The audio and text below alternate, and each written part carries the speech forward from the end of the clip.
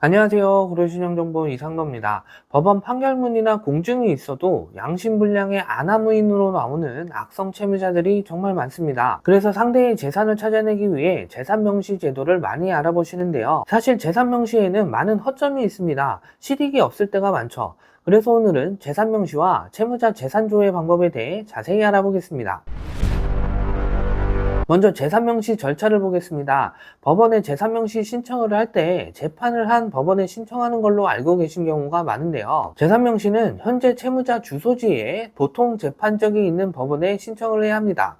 그리고 채권자가 신청을 마치면 법원은 타당한 이유가 있는지 간단한 심리 후에 채무자에게 재산명시 결정을 내리죠. 그 다음 명령문을 채권자와 채무자에게 송달하는데요. 채무자가 무조건 재산명시 결정문을 받아야 합니다. 만약 주소가 잘못되는 등의 사유로 채무자가 우편을 받지 못하면 보정명령이 나오다가 결국은 신청이 각하되죠. 반대로 결정문이 송달되면 법원은 기일을 지정한 후에 채무자에게 재산명시 기일 출석 요구서와 재산목록 양식 기재 요령을 송달하는데 이때 또 한 달이 걸립니다. 그리고 보통 출석 기일은 출석 요구서가 송달된 한 달 뒤 정도로 잡히죠. 그래서 채권자가 채무자 재산목록을 받기까지 보통 3달이 걸립니다. 그런데 이건 베스트로 짧게 잡은 건데요. 송달이 안 돼서 보정명령이 나오면 절차는 계속 지연되고 출석 기일이 잡혀도 채무자가 연기 신청까지 가능합니다. 나는 급해 죽겠는데 법원은 세워라 내어라 하고 있는 거죠.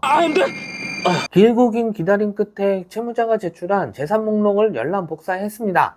그런데 채권자님은 지금까지 계속 약속을 어기면서 연락도 잘 안 받고 안면몰수의 아나무인으로 일관했던 채무자의 말을 믿으시나요? 악성 채무자는 이미 거짓말이 도 같았으며 어떻게든 변제를 안 하려고 머릿속에 재산은닉과 채무 면탈만을 생각하는 못된 사람입니다. 그런 사람이 제출하는 재산 목록에 과연 진실이 담겨 있을까요? 만약 숨겨둔 재산을 다 밝힐 거라면 앞서 말씀드린 출석 기일 전까지 3개월이라는 시간 동안 채권자님께 연락을 해서 합의를 하는 게 낫겠죠. 재산을 있는 그대로 써내면 압류가 들어올 게 뻔한데 과연 누가 솔직하게 제출을 할까요? 그리고 만약 채무자가 3개월이라는 긴 시간 동안 채무 면탈을 위해 재산을 처분하고 사유는 적당한 걸로 갖다 붙이면 그 사실이 부당하다는 걸 채권자님께서 직접 증명하셔야 합니다. 심증으로는 분명히 사행인데 앉아서 당하는 경우가 생기게 되죠. 물론 완벽한 제도는 없겠지만 솔직히 재산명시 제도는 순 엉터리라고 생각합니다. 장난이 너무 심한 거 아니오? 재산명시를 한다는 건 결국 내 소중한 돈을 받아내기 위한 건데요.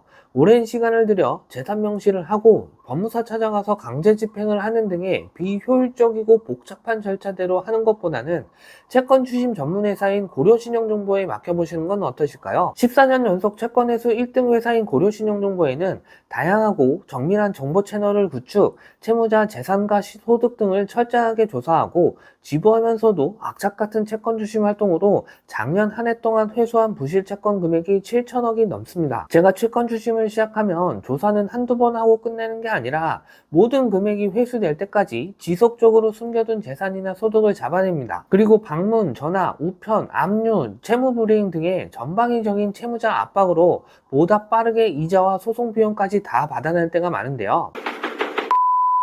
법이 무섭다지만 법보다 주먹이 가깝다고 사람은 자기 숨통을 쥐고 있는 상대에겐 대항할 방법이 없습니다. 저는 추심 활동을 할 때 장소가 어디든 간에 채무자가 자주 가는 곳을 툭하면 찾아갑니다. 그리고 만나면 철저히 조사한 내용으로 상대에게 큰 불이익을 줄 수 있는 법적 조치로 큰 심적 압박과 스트레스를 주는데요. 이렇게 계속 하다 보면 두세 번에 나눠서 받더라도 결국은 채권자님이 만족하실 만한 모든 금액을 다 받아낼 때가 많습니다. 제가 영상에서 자주 말씀드리지만 세밀한 조사가 없는 법적 조치는 실패할 확률이 매우 높으며 채권 회수에 독이 될 때가 많습니다.